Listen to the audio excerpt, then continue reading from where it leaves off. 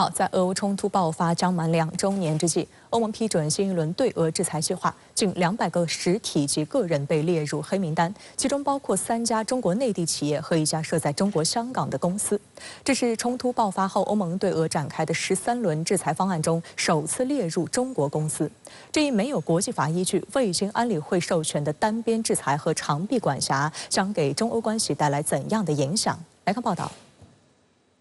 The EU has agreed to a 13th round of sanctions against Russia. The move coming as the Kremlin's war against Ukraine nears its 2nd anniversary and as Ukraine loses ground on the battlefield. 据多家欧洲媒体报道，当地时间21号，欧盟成员国批准第13轮对俄制裁，以涉嫌帮助莫斯科获取武器或涉及所谓劫持乌克兰儿童为由，将包括中国、印度、斯里兰卡、土耳其、泰国、塞尔维亚、哈萨克斯坦、朝鲜等国家和地区的193个实体和个人列入禁止前往欧盟或在欧盟开展业务的名单。目前，担任欧盟轮值主席国的比利时表示，2月24号俄乌冲突爆发2周年之际，相关制裁将转化为欧盟法律正式生效。欧盟委员会主席冯德莱恩当天在社交平台上称欢迎制裁通过，还称我们还在进一步削弱俄罗斯获得无人机的机会。根据欧洲方面的说法，此轮制裁重点打击的是所谓规避行为，也就是说，即便只是贸易商而不是生产商，或只是贸易往来中的第三国企业，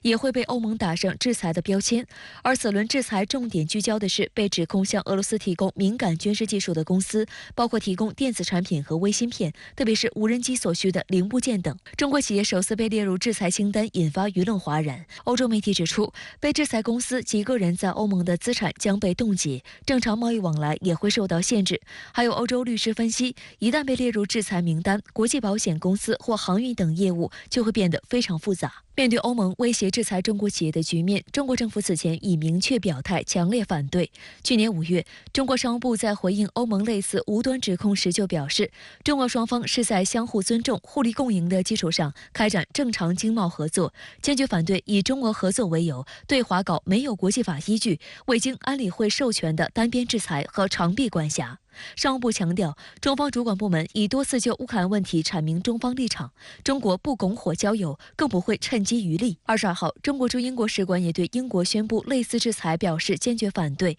并称中方将采取必要措施，坚决维护中国企业正当合法权益。观察指，此前欧盟内部尽管有声音怀疑中国向俄罗斯提供敏感武器，但对就俄乌冲突一事制裁中国企业表现得较为谨慎。中国也并不希望俄乌冲突深度波及中欧关系，但此次欧盟对俄制裁首次纳入中国企业，对中欧互信无疑是一种破坏，并可能使近期企稳的中欧关系再度面临风险与麻烦。实质上还是以这个凸显了它的这种政治性跟这个价值观理念突出的这种外交倾向。那么这些举措呢，实质上是对于中国的一些企业呢是造成了这个伤害，也损害了中欧之间在乌克兰危机上的相互的信任，以及损害到了未来可能这个合作的一些这个前景。中国现代国际关系研究院欧洲研究所助理研究员董一凡对深圳卫视分析，一味的制裁既不能让欧洲达到其地缘政治目的，还会因破坏信任而最终反噬欧洲自身的政治、经济及安全利益。欧盟与英国相继宣布针对俄乌冲突的新一轮制裁，其中也有中企成为制裁对象。中国驻英大使馆已对此表示坚决反对。那您对此怎么看呢？好的，主持人。那么众所周知啊，明天呢就是俄乌冲突爆发2周年。应该说呢，欧盟和英国此时啊再挥经济制裁棒，那么就是美西方阵营在这样一个重大时点，来又一次针对俄罗斯以及美西方所认定的所谓俄方关联的支持者来搞定向的协同行动。那么美国马上也要挥舞更加大号的制裁棒。欧盟就实施第13轮涉俄制裁行动达成共识，是在本周3。那么涉及2000家实体以及个人。引人瞩目的是，朝鲜国防相强春兰这次呢赫然在列。那么欧盟方面指责朝鲜向俄罗斯提供了弹道导弹。欧盟第13轮的制裁呢，也首次列入中国、印度以及北约成员国土耳其的实体或者是个人。那么英国昨天跟进了。周五呢，美国财政部也会开列制裁的大名单。按照《纽约时报》今天的预告，美方的制裁名单最长，瞄准超过5000个涉俄目标。据称啊，这也是俄乌冲突爆发2年来美方制裁力度最大的一次。几天前，白宫就已经对外宣布所谓的重大制裁。拜登呢，也刚刚在白宫会见了上周辞世的俄罗斯政治反对派纳瓦尔尼的遗孀和女儿，等于呢是在做另一种宣誓预告。鉴于此前欧盟以及英国新一轮的制裁名单中都有中企上榜，那么美方力度空前的所谓重大制裁，会不会同样涉及到中企或者是个人，值得高度关注。对于英方的动作，中国驻英使馆发言人第一时间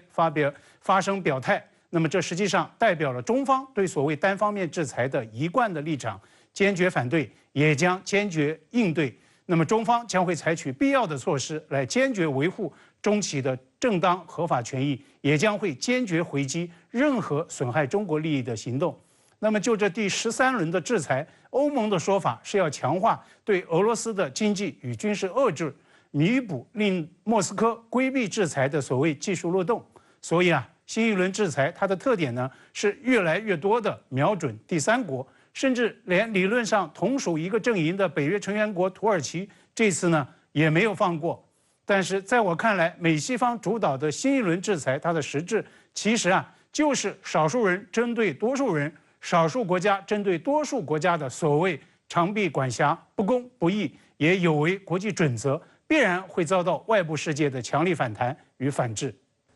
为什么您认为美西方针对俄乌冲突的新一轮制裁是长臂管辖，外部世界又将如何反弹反制呢？美西方主导的针对俄罗斯的制裁，本质啊就是单方面的制裁，没有经过联合国的授权批准，是美西方阵营对俄罗斯军事博弈的延续。那么把这样一种博弈升级扩散，甚至瞄准第三国，那么就更是赤裸裸的长臂管辖。美西方阵营固然国家不少，人口可观，但是呢，放到全球来看，就是绝对的少数派。美西方阵营代表不了全世界，更是无权来代表全世界。举个眼前的例子，将全球前2大的人口国，它的实体列为所谓制裁的这个对象，欧盟总人口也才不过4亿多，也就是印中这2国人口数的各自的零头。那么这不就是少数人在针对多数人吗？同样必须要指出的是，即使是在俄乌冲突行将走向第3个年头之际，那么至今仍然在对俄罗斯实施全面制裁的国家，放到全球范围来看，也还是少数。王毅强调，不向冲突地区或者是冲突方出售致命性的武器，这是基于不拱火浇油、不借机渔利的原则做出的自主抉择，代表着国际社会在乌克兰问题上的最大的公约数。但是呢，这并不代表放弃或者是要牺牲和俄乌冲突这2个当事国的正常的贸易往来。那么这是全世界多数国家的选择，中国是这么做的，印度也是这么做的。所以欧盟第13轮制裁瞄准中国、阿联酋、土耳其、印度、哈萨克斯坦、乌兹别克斯坦、亚美尼亚等等这一众的国家，这难道不是欧盟站到更广大世界和人口的对立面了吗？欧盟当然会遭到力度更大的反弹与反制。所以啊，美西方世界，尤其是欧盟，在俄乌冲突2周年这样一个重大的时间节点，更应该反思一味高举制裁大棒所带来的各种疾病，要为自身的制裁困境来解套。那在您看来，欧盟乃至美西方为何深陷制裁困境？那如何来解套呢？美西方高举制裁大棒，不断升级制裁的力度，甚至来瞄准第三方。它的目的呢，不外是有2个，在军事以及经济上来全面遏制俄罗斯，甚至来试图摧毁俄罗斯的战时经济。但是呢，2年来的制裁实践表明，美西方的这2大目标都没有能够实现。白宫发言人皮埃尔声称说，美国及其合作伙伴对俄罗斯实施了任何规模经济体所能够面临的史上最严厉的制裁。但是呢，俄罗斯经济没有垮掉。国际货币基金组织上月发布报告就评估说，俄罗斯去年经济的增速超预期，俄罗斯人的平均薪酬甚至还增加了7个百分点。按照 CNN 的分析，在俄乌冲突迎来2周年之际，欧盟尤其面对这样一个难题挑战，究竟如何来填补援助乌克兰近乎无底洞的这种财政缺口？根据德国基尔研究所的一个追踪统计，2年来欧盟国家对乌克兰的防务援助达到1000亿美元，而美国的实际援助额是660亿美元，另外有600亿美元的军援计划卡在国会。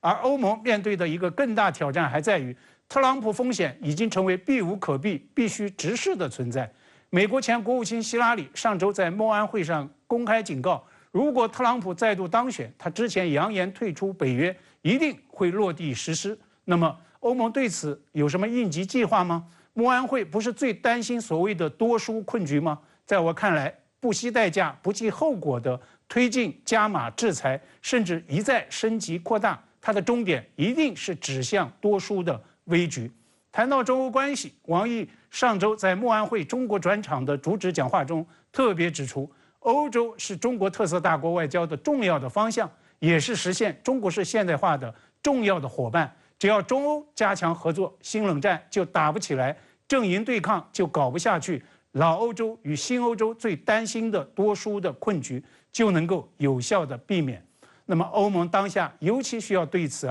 认真倾听，必须要做出有效的回应。须知王毅他也曾经重话告诫，谁试图以去风险之名搞去中国化，谁就将会犯下历史的错误。在俄乌冲突进入第3年之际，当地时间22号，俄罗斯总统普京乘坐经过现代化改装的图160M 战略轰炸机进行了短途飞行，并盛赞此款飞机非常可靠。由于这款飞机能够远距离投送核武器，西方媒体普遍认为普京此举是对西方的警告。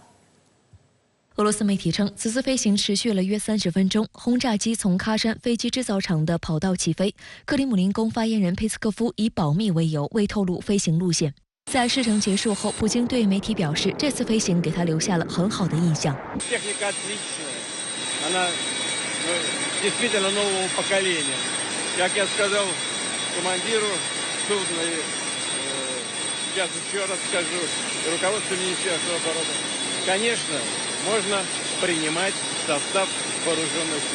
图160M 是图160战略轰炸机的改进型，也是目前世界上最大的可变后掠翼超音速战略轰炸机。该机一次加油续航里程可达12000千米，可发射搭载核武器的远程巡航导弹，并可搭载多达40吨各型弹药。因是全白机身，其在俄罗斯的昵称是白天鹅。2018年，俄罗斯军方与喀山戈尔布诺夫飞机场签署合约，宣布全面升级图160轰炸机。根据厂商介绍，升级后图160M 比旧版本性能提高了60%。2022年12月，升级后的可携带核武器的图160M 战略轰炸机成功首飞。俄军方与戈尔布诺夫飞机场签约后，该厂专门负责生产图系列飞机。目前有4架图160M 战略轰炸机正在接受俄国防部的验收。深圳卫视注意到，在试乘飞机前一天，普京在国防部长绍伊古的陪同下视察了戈尔布诺夫飞机场。俄媒画面显示，普京在视察工厂期间也登上了其中一架飞机的驾驶舱。视察时，普京还为其中一架飞机命名。Давай, которая первая серийная, передаем все счета в оборот, пока без названия не закончим. Мы же в Татарстане находимся. Назовем его Мертимир Шамиль. 深圳卫视注意到，西方媒体对于普京此举普遍充满担忧。美联社在标题里直言不讳地批评普京是在秀肌肉。英国路透社也特别点出，图160M 是一款核轰炸机，并指出此举可能被西方视为对俄核能力的尖锐提醒。值得一提的是，普京非常喜欢亲自驾驶各种飞机，对图160战略轰炸机也颇为熟悉。2005年，普京就已经亲自驾驶过图160飞机，并留下了非常完整的视频画面。画面显示，普京乘坐并短暂驾驶一架图160战略轰炸机，从莫斯科近郊起飞，飞行数千公里到达克拉半岛，途中发射2枚巡航导弹，并完成了空中加油。2000年时，普京也曾乘坐并短暂驾驶过一架苏27飞机。普京要通过这一次驾驶最新型的战略轰炸机来展示自己的强硬形象和巩固的地位。那么我们知道，今年3月份俄罗斯要进行最新一届的总统大选。另外一个就是普京要通过这次空中巡航来确保或者说来展示俄罗斯在核力量上的一个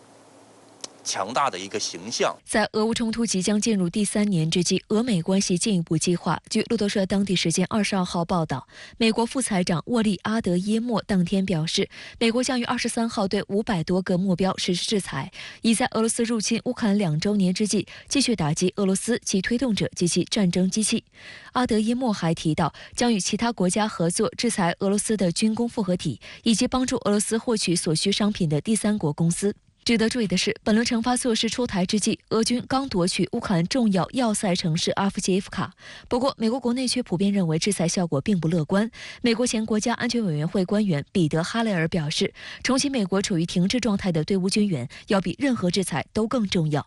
白宫对俄政策受到国内外广泛批评。选举压力下，21号，拜登在美国旧金山的一场筹款活动上大爆粗口，将普京称作疯子混蛋，声称因为普京他总得担心爆发核冲突。此番言论一出，让原本就摇摇欲坠的美俄关系雪上加霜。普京次日仅以微笑回应称，这些言论恰恰说明了为什么克里姆林宫认为拜登比特朗普更适合担任未来的美国总统。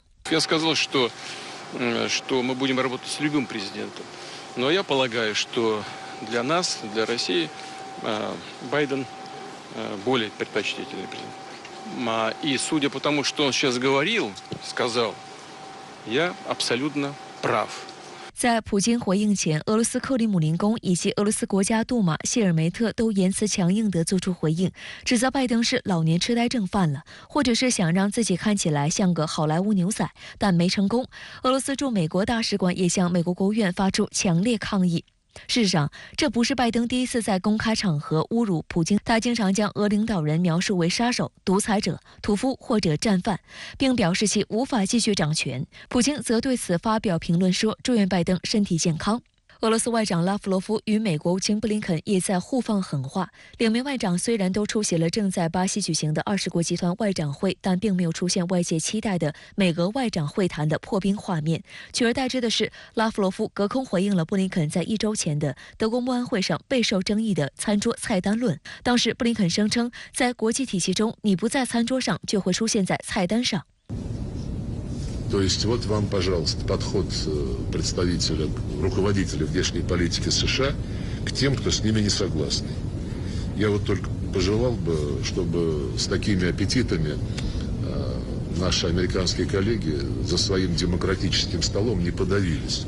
近日，俄罗斯电视台表示，别在民主餐桌上噎住这句话，不仅是俄方最为生动的讽刺，也代表着 G20 大多数成员的态度。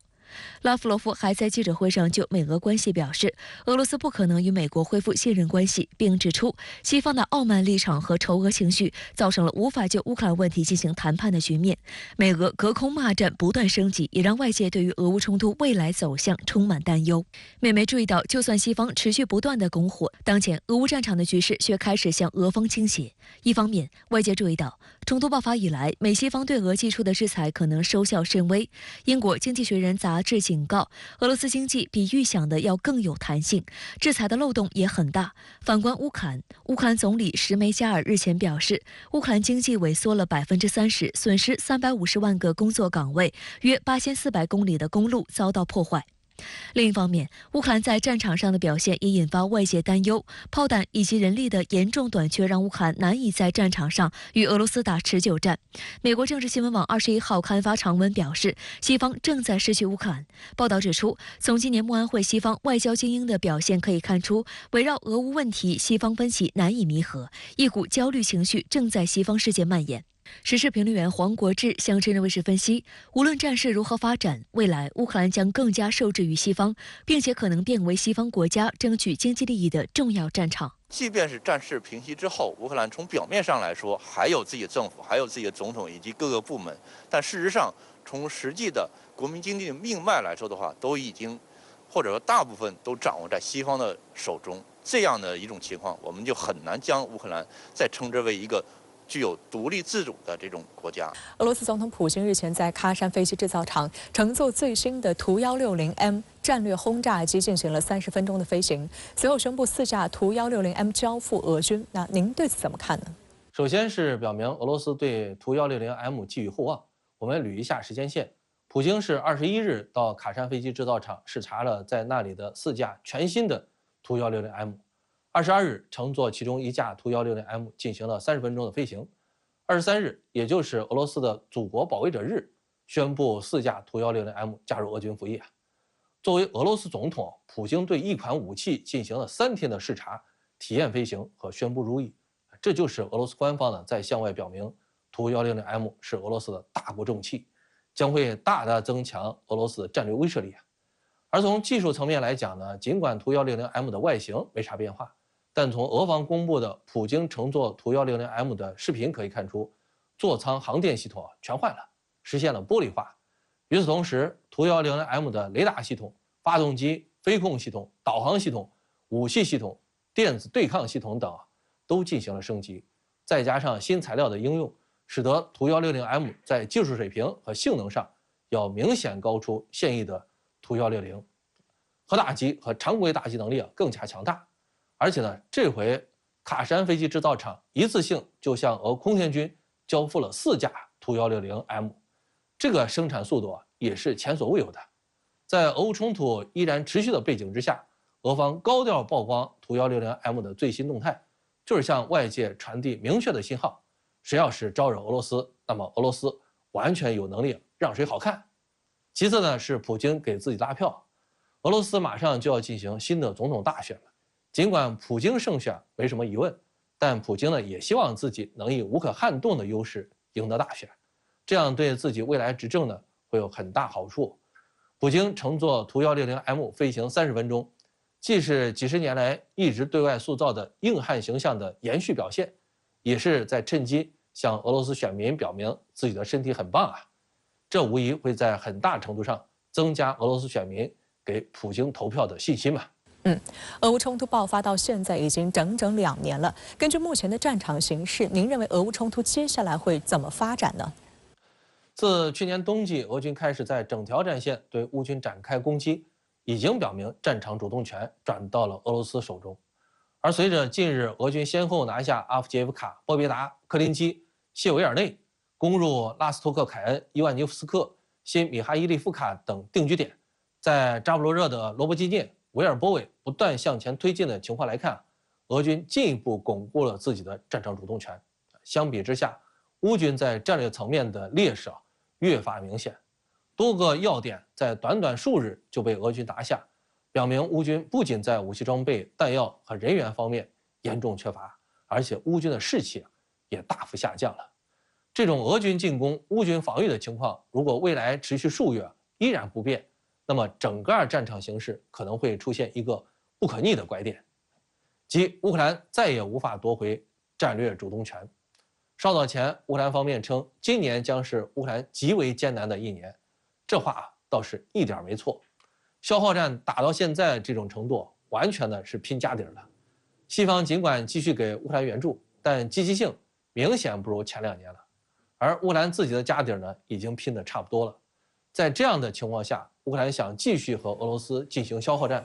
只会越来越力不从心。现任北约秘书长斯托尔滕贝格将于今年10月卸任。曾公开表示有意出任这一职位的荷兰首相吕特，目前已得到美国、英国等多国力挺。考虑到美国总统大选也将于年底举行，那么一旦特朗普重返白宫，北约将不得不再次面对这一最大不确定因素。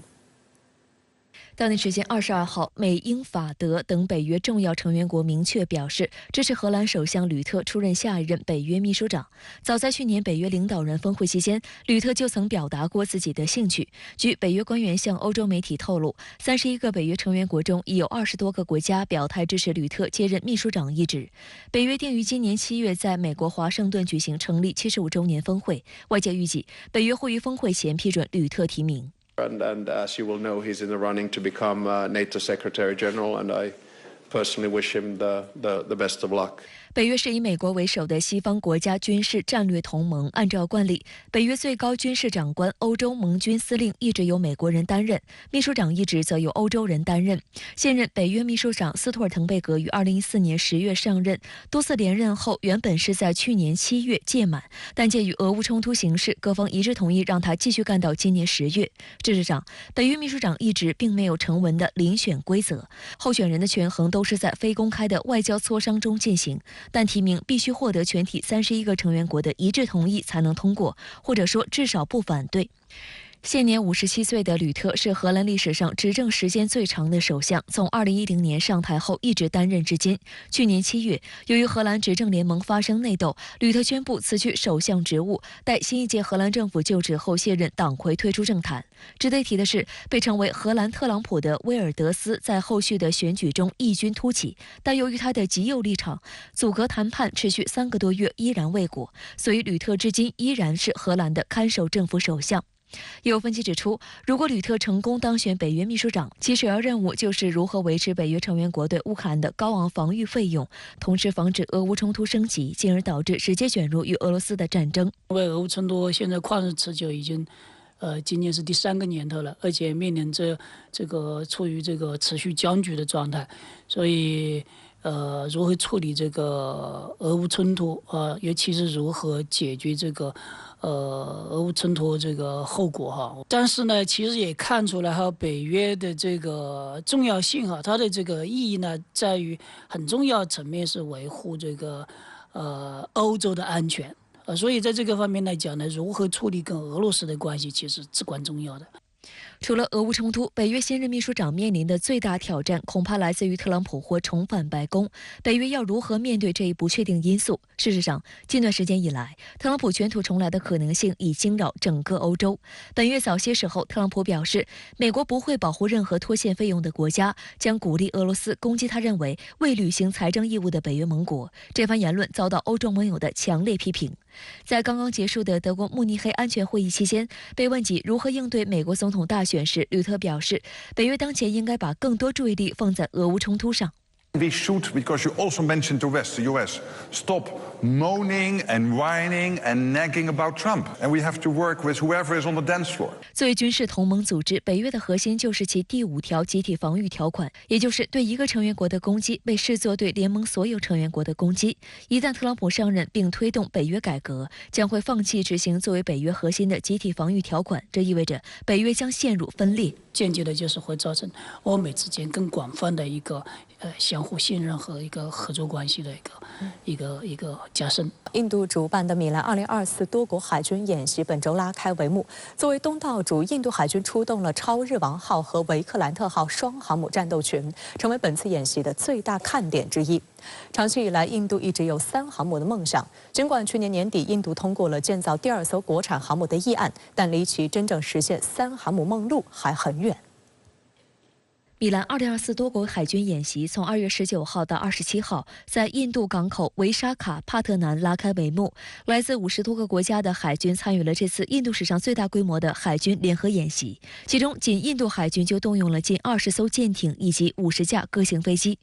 米兰演习的名称来源于印度语中统一一词。该系列演习从1995年开始，随后随着印度海上活动的增加，该系列演习规模不断扩大。根据印度方面的统计，美国和俄罗斯都罕见地同时参加了今年米兰2024军演。美国派出了阿利伯克级驱逐舰哈尔西号，俄罗斯则出动了瓦良格号巡洋舰和沙波什尼科夫元帅号护卫舰。此外，日本海上自卫队连号驱逐舰、澳大利亚安扎克级护卫舰瓦拉孟加号等也都参加了这次演习。印度在美国和俄罗斯的这个关系当中，实际上这个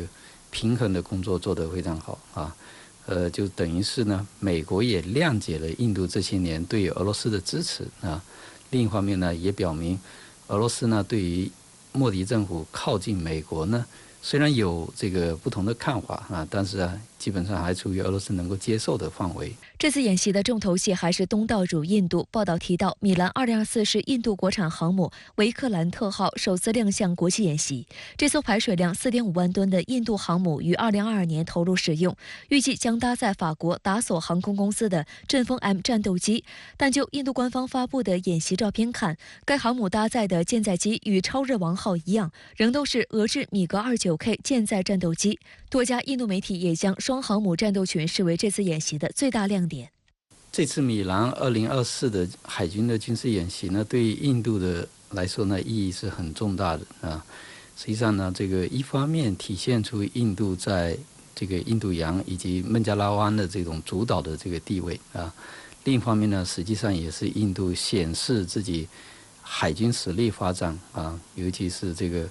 在孟加拉湾的这个海上军事权力的一个表现。所以这次他很高调的派出了2艘航母啊参加这次演习。有分析认为，虽然现在印度的双航母战斗群勉强形成了一定的作战能力，但仍面临2个问题。第一，双航母虽然都配备了米格29K 战斗机，但数量远远没有达到自身需求。维克兰特号所需搭载的阵风 M 战斗机也因迟迟未到，给战力打了折扣。第二，印度大部分武器装备的都是万国制造，如何整合运用以及人员培训都是一个难题。拥有双航母作战能力是印度海军多年来孜孜以求的目标，如今印度又朝着3航母战略努力。去年11月30号，印度国防采购委员会通过了建造第2艘国产航母的议案。印度准备建造的这艘新航母价值近48亿美元，将在科钦造船厂建造，耗时8年至10年以上。排水量为4.5万吨，可以配备至少28架舰载战斗机和直升机。从整体来看，印度提出的建造第3艘航母的计划仅仅是其海军庞大扩张计划的一部分，只是由于航母的特殊地位，才显得更加引人注目。为了改变海军当前水面舰艇力量不足的窘迫状况，印度计划到2023年拥有160艘军舰，到2035年拥有175艘军舰，其中至少包括3个航母战斗群，总计耗资将达到2万亿卢比，约合1736亿元人民币。目前，印度宣称已有60多艘舰艇处于正在建造的阶段。不过，作战能力有限仍是印度不得不面对的现状。印度目前拥有的2艘航母的吨位都在4.5万吨左右，计划中的第3艘新航母也属于中型航母，配备的舰载机数量并不多，特别是组建航母战斗群所需的护卫舰、潜艇、补给舰等配套舰艇和舰载预警机、反潜机、无人机等先进舰载机都很欠缺，导致其现有的航母难以在远海发挥有效的威慑和打击作用。从建造的角度来看，印度第1艘国产航母从开工到服役用了18年时间，第2艘航母即使在规划阶段也要用时8至10年，其中存在太多的变数与不确定性。尽管印度一直在谋求自主研发建造国产航母，但由于技术储备不足，再加上管理低效，使其所谓的第1艘国产航母其实是一个由西方和俄罗斯参与设计，并且大量采用西方设备供应的组装产品，距离真正的国产还有相当长的路要走。据了解，按照此前设想，印度海军将建造亚洲第1艘核动力航母，但由于财力不济和建造能力不足，印度无奈放弃建造大型航母计划，转而建造中型航母。有分析人士认为，如果依托自造，其要在2024年左右才能服役，而在2023年，维克拉玛蒂亚号就要退役，因此，除非印度向其他国家购买2手航母，否则将难以实现3航母的战略目标。印度呢，这个实际上很早的时候就谈过要这个造第3艘航母啊，因为这个很大一部分的原因呢，是它要对标中国。但是呢，印度也有它很大的这个困难所在，就是第一个是它的经费啊，就是军费能不能支撑它继续造第3艘航母啊？第二个呢，就是取决于印度的战略界啊，以及印度的军方人士对于海军以及这个印度洋呢这个区域的战略的重要性啊。能不能解决印度当前的这些安全的这个困境啊？所以这方面呢，印度也有他自己的考虑。2024年对台工作会议22号至23号在京召开，中共中央政治局常委、全国政协主席王沪宁出席并讲话。他表示要把思想和行动统一到党中央对台海形势分析判断和对台工作决策部署上来，进一步掌握实现祖国完全统一的战略主动。王沪宁表示，要以习近平新时代中国特色社会主义思想为指导，深刻领悟2个确立的决定性意义，增强4个意识，坚定4个自信，做到2个维护，全面贯彻落实党的20大和20届2中全会精神，坚决贯彻落实新时代党解决台湾问题的总体方略和党中央对台工作决策部署，坚定不移推进祖国统一大业。王沪宁指出，1年来，对台工作锐意进取、克难前行，推动两岸关系取得新进展，巩固扩大国际社会建设一个中国的格局。要把思想和行动统一到党中央对台海形势分析判断和对台工作决策部署上来，进一步掌握实现祖国完全统一的战略主动。深圳卫视注意到，与去年相比，王沪宁在今年的讲话中强调了进一步掌握实现祖国完全统一的战略主动，同时也直接点名过去1年的对台工作是在克难前行。王沪宁主席明确强调，去年1年来的对台工作是在那个克难中前行，就是我们遇到的困难，但是我们还不断的往前推进。在第2点信息里边提到说，我们要进一步掌握实现祖国完全统一的战略主动，这个信息特别值得我们好好去那个理解、去分析，就是祖国完全统一的战略主动权，其实长期以来是掌握在大陆手中的。那么在这里提出，我们进一步掌握，显示说中央在台湾问题上其实是充满了自信和定力的。解决台湾问题必须服从于中华民族伟大复兴，服从于国家的整体的一个战略。那么这样的一个表态，实际上告诉我们的是，台湾问题牢牢掌握在那个我们手中。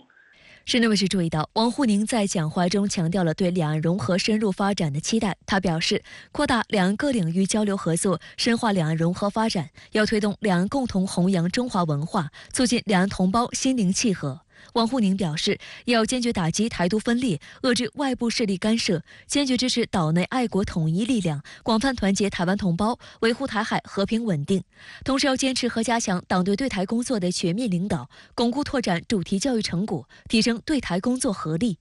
讲话非常明确，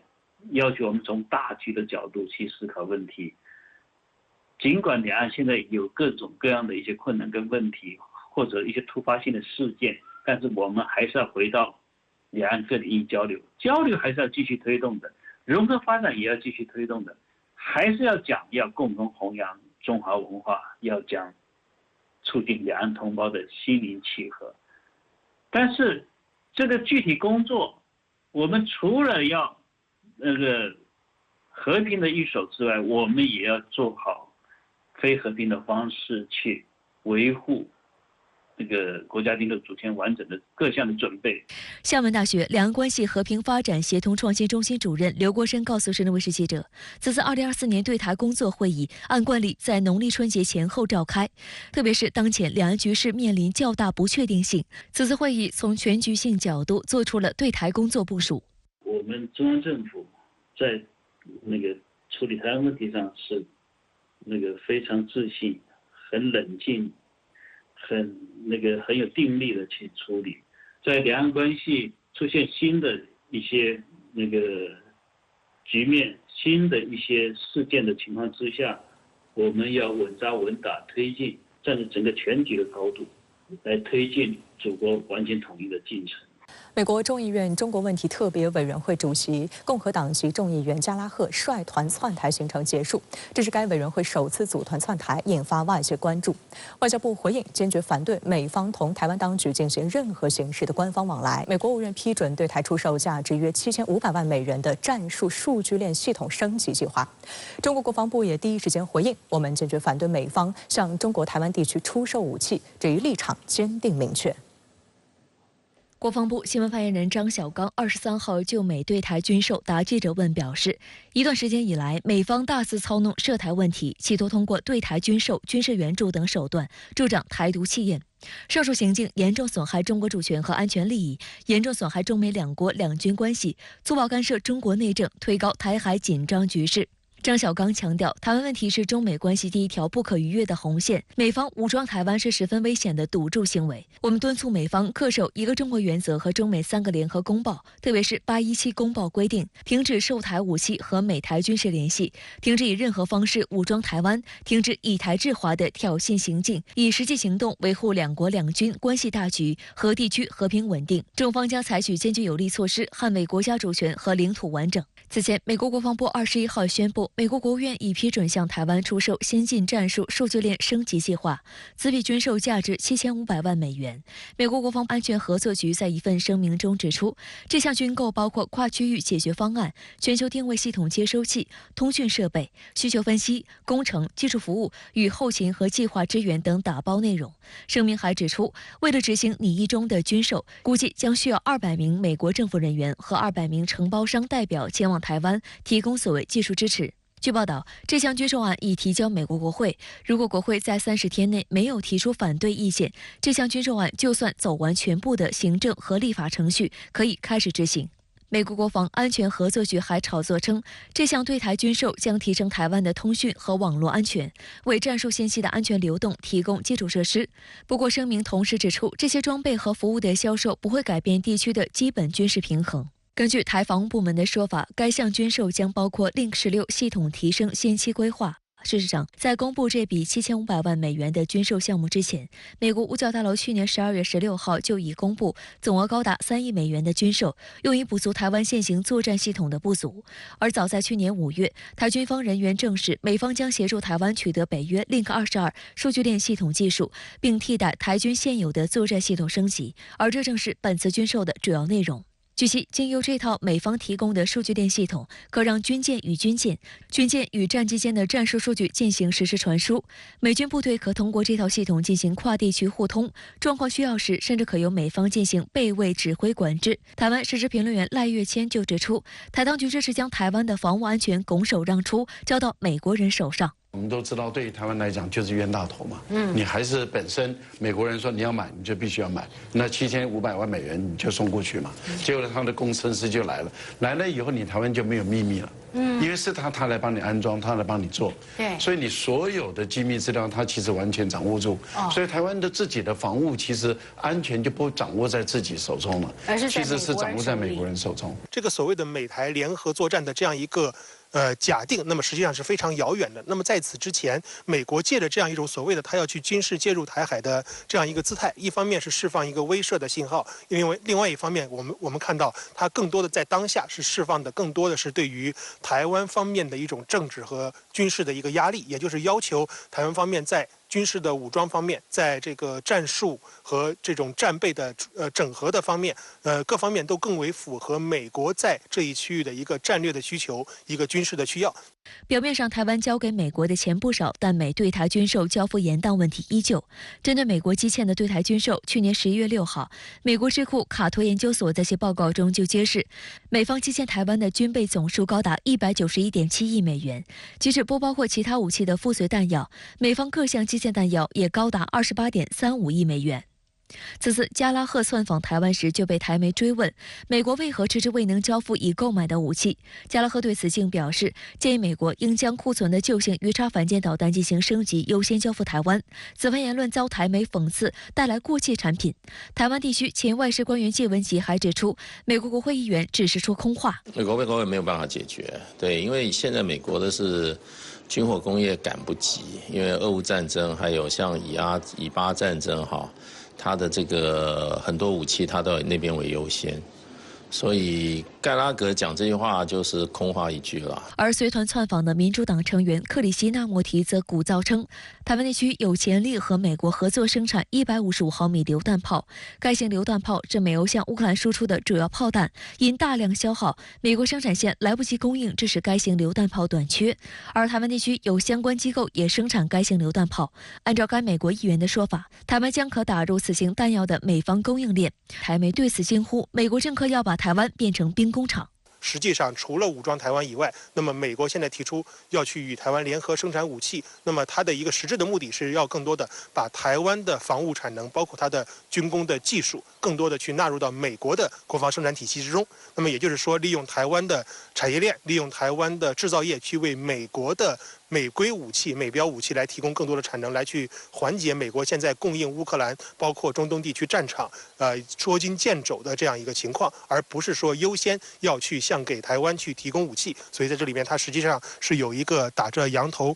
挂着羊头卖狗肉的这样一个情况。此次率团窜台的加拉赫被视为顽固反华先锋。他在美国国家情报大学攻读战略情报学，后来又研究冷战史，曾在美国海军陆战队服役7年，并担任情报官。有分析认为，加拉赫最擅长先渲染威胁，然后借机售卖武器，曾被外界批为名副其实的军火贩子。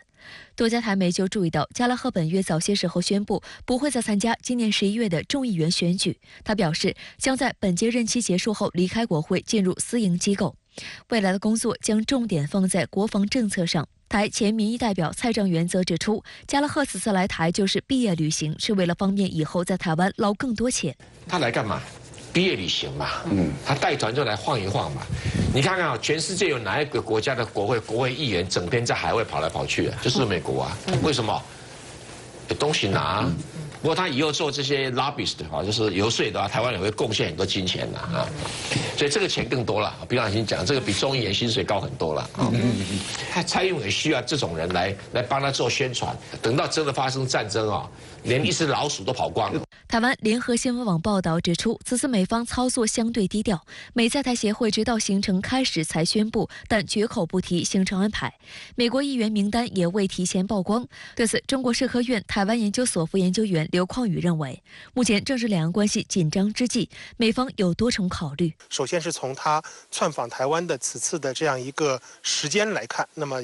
正值当前两岸因为一些突发的事件，因为台湾当局的一些挑衅事件，那么它正激起了一些两岸之间的一些新一轮的冲突和矛盾。在这个时候，他去窜访台湾所释放出来的这样一个政治信号是非常的敏感的，也是非常的危险的。那么另外一方面，就是我们看到加勒格尔需要去了解台湾即将上台的赖清德和新一届立法机构里边这样一个各党的一个情况，那么他以此来对各党去进行就美国的所关切的问题去进行施压，去规制各党在涉及到中国大陆以及对美方向的一些政策。